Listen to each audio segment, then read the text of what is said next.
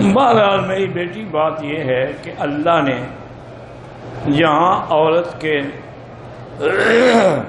جسم کے لیے پردہ ہے وہاں اس کے اسم پر بھی پردہ ہے اور وہاں اس کی آواز پر بھی پردہ ہے کہ کوئی اس کی آواز بھی نہ سنے۔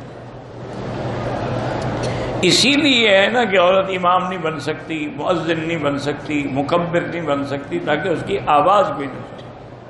تو لہذا تم اگر اسلامی چینل پر اپنی آواز سے کچھ کہو گی تو وہ ناجائز ہے۔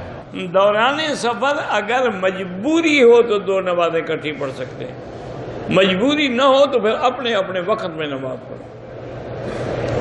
یا اس طرح کریں کہ مثلا ظہر کی نماز ہے اس کو لیٹ کر دیں، آخر وقت میں پڑھیں، جب نماز پڑھ لیں 10 منٹ کے بعد پھر عصر پڑھ لیں، تو ظہر آخر وقت میں ہوگی، عصر اول وقت میں ہوگی، لیکن ہوں گی اپنے اپنے وقت میں۔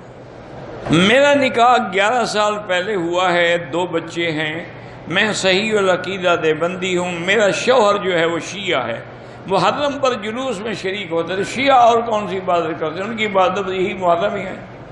اب اولاد ہو گئی، بچے ہو گئے، 11 سال گزر گئے، آج تم مسئلہ پوچھنے کے لیے آئی ہو۔ اب صبر کرو اور کوشش کرو کہ اللہ اس کو ہدایت دے۔